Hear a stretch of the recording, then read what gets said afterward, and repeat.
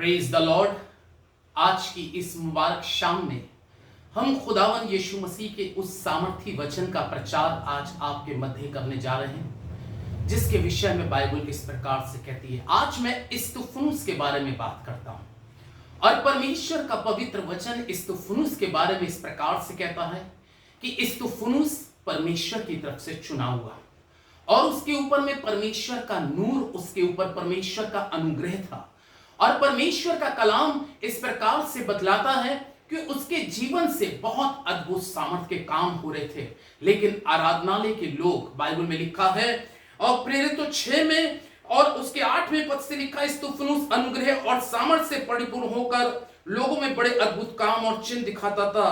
तब उस आराधनालय में से जो लिब्रियातानी की कहलाती और कुरेनी और सिकंदरिया और किलकिया और एशिया के लोगों में से कई लोग उठकर इस्तुफनुस का विरोध करने लगे। और यहां पे परमेश्वर का वचन इस प्रकार से बतलाता है खुदावन के लोगों इस्तुफनुस के बारे में कि इस्तुफनुस तो पवित्र आत्मा की सामर्थ से भरा था और उसके जीवन के अंदर में वो परमेश्वर का अभिषेक बहरा था। लेकिन खुदा के लोगों पर कलाम क्या हमें बतलाता है कि कुरेनी लोग, लिब्रियातानी, कलाम इस प्रकार से कहता है सिकंदरिया और एशिया के लोग उसका क्या कर रहे हैं? विरोध कर रहे हैं। याद रखिएगा खुदावन के लोगों, क्योंकि परमेश्वर का जीवित और पवित्र सामर्थी कलाम इस प्रकार से कहता है कि धर्मी और अधर्मी का कोई मेल नहीं। आत्मिक व्यक्ति जो होता है, याद रखिएगा, संसारिक व्यक्ति उसके प्रति हमेशा विरोध में रहता है। और कलाम में लिखा है कि इस्तुफनुस के वो इतने अगेंस्ट और इतने विरोध में हो गए कि कलाम उस प्रकार से कहता है कि उसको हकीमों के सामने जाना पड़ा, उसको उसके ऊपर में तमाम किस्म के दोष और आरोप लगाए जा रहे थे। लेकिन उसके बाद में भी परमेश्वर का कलाम क्या कहता है? इस्तुफनुस के बारे में परमेश्वर के लोगों, इस्तुफनुस का चेहरा एक स्वर्गदूत का सा दिखाई देता है। लेकिन फिर भी कलाम इस प्रकार से कहता है प्रभु के लोगों कि जब वो इस्तुफनुस की बातों का सामना ना कर सके, क्यों सामना नहीं कर पाए? क्योंकि इस्तुफनुस तो परमेश्वर की आत्मा से, उस पवित्र आत्मा की सामर्थ से भरा हुआ था। इसलिए वो संसारिक व्यक्ति, चाहे वो कुरेनी हो, चाहे लिब्रियातानी हो, चाहे एशिया के हो, चाहे किलकिया के हो, वो उनका सामना नहीं कर पाए। आज की इस पवित्र शाम में मैं आपसे कहूंगा कि अगर आप परमेश्वर की रूह से, उसकी सामर्थ से भरे, तो उस आत्मा का कोई सामना कर नहीं सकता। चाहे कितने ही देश के लोग इस्तुफनुस का विरोध कर रहे थे। और बाइबल हमें इस प्रकार से बतलाती है प्रेरित 7 में कि जब वो इस्तुफनुस का सामना नहीं कर पाए तो परमेश्वर का वचन इस प्रकार से कहता है कि वो उसको नगर से बाहर खींच कर ले गए। और 7वें पद में इस प्रकार से परमेश्वर का कलाम कहता है 58 पद से, और उसे नगर के बाहर निकाल कर उस पर पथराव करने लगे और गवाहों ने अपने कपड़े शाऊल नामक एक जवान के पांव के पास उतार कर रख दिए। वे इस्तुफनुस पर पथराव करते रहे और वो ये कहकर प्रार्थना करता रहा, हे यीशु मेरी आत्मा को ग्रहण कर। फिर घुटने टेक कर ऊंचे शब्द से कहा, हे प्रभु ये पाप उन पर मत लगा, और वो ये कहकर सो गया। हालेलुया।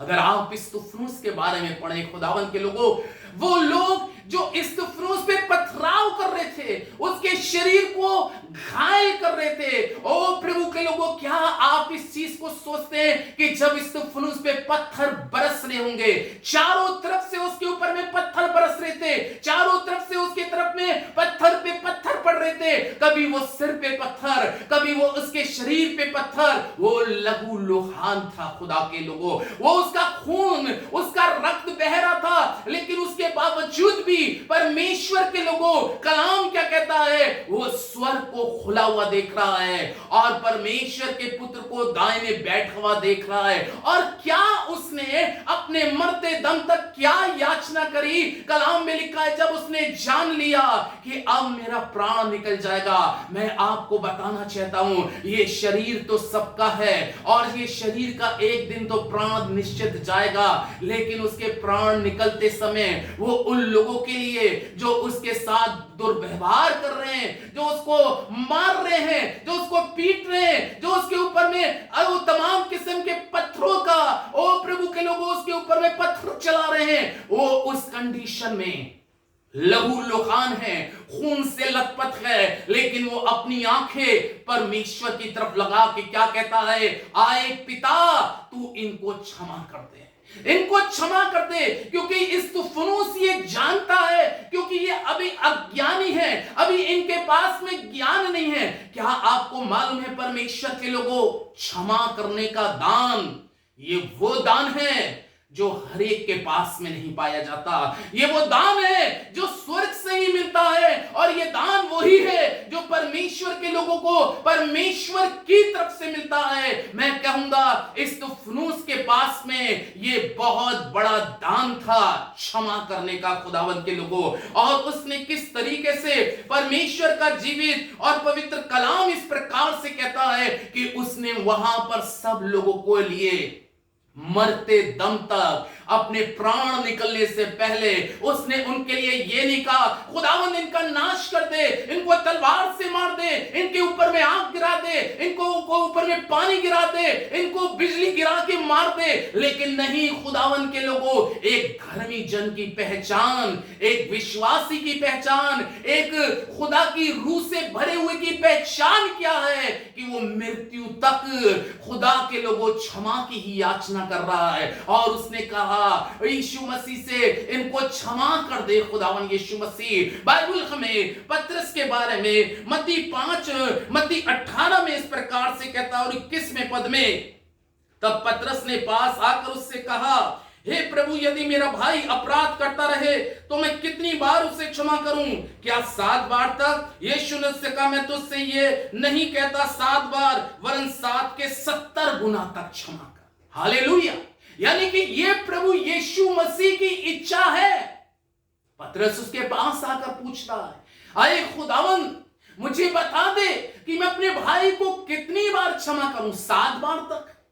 प्रभु के लोगों, कई बार हमारे जीवन के अंदर में ऐसे बहुत से प्रश्न उठते हैं, इसने तो मेरा दिल दुखाया है, इसने तो मेरा अपमान किया है, इसने तो मुझे गालियां दी है, इसने तो हमेशा मेरे साथ बुरा किया है, आखिर मैं कैसे क्षमा करूं? मैं आपको बताना चाहता हूं, यदि आप एक सही खुदा के दास हैं या एक खुदा के चुने हुए शख्स हैं और खुदा की रूह कुदूस से आप भरे हुए हैं, तो मैं आपको बताना चाहता हूं कि ये आशीष आपके जीवन में, ये दान जैसे स्तुफनुस के जीवन में था, ये दान आपके जीवन में भी होना बहुत जरूरी है, क्योंकि यीशु मसीह के स्वभाव में क्षमा की याचना थी। और यहां पर लिखा है, तब प्रभु यीशु मसीह ने पतरस को क्या कहा? मैं तुझसे कहता हूं 7 ही नहीं, तू बल्कि 70 गुना तक क्षमा करता रहे, क्षमा करता रहे, क्षमा कर दे। आज प्रभु के लोगों, मैं आपसे कहूंगा, हो सकता है आज आप एक कठिन दौर में चल रहे हैं, एक मुसीबत के दौर में चल रहे हैं, एक परेशानी के दौर में चल रहे हैं, अपमान और तिरस्कार के दौर में चल रहे हैं, एक बड़ा भारी सताव के दौर में चल रहे हैं, और आप प्रतिदिन दुख उठा रहे हैं, लोग आपका मजाक उड़ा रहे हैं, लोग आपको बुरा भला कह रहे हैं, और आप सोच रहे हैं ये क्या हो रहा है। लेकिन मैं आज आपको कहूंगा,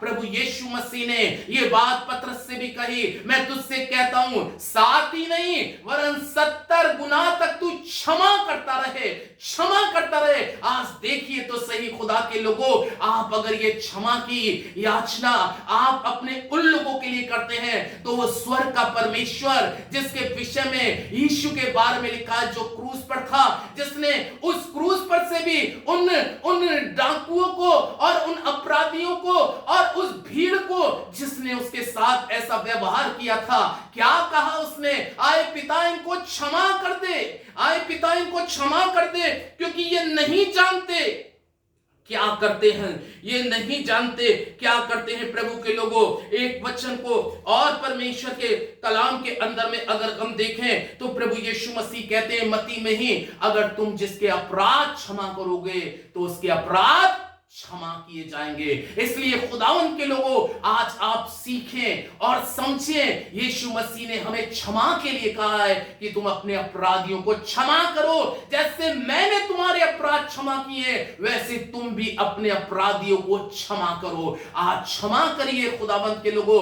आज आपको जिसने दुख दिया है, तकलीफ दी है, आपके साथ बुरा व्यवहार किया, आपका नुकसान किया है और आपके दिल में उसके प्रति कोई गांठ बंधी है, लेकिन आज उस गांठ को यीशु मसीह के नाम से खोल दीजिए और कह दीजिए, मैं आज से यीशु मसीह के नाम से तुझे क्षमा करता हूं। अगर आप क्षमा करेंगे तो वो स्वर्ग का परमेश्वर आपके भी गुनाहों को क्षमा करेगा, आपके भी अपराधों को क्षमा करेगा।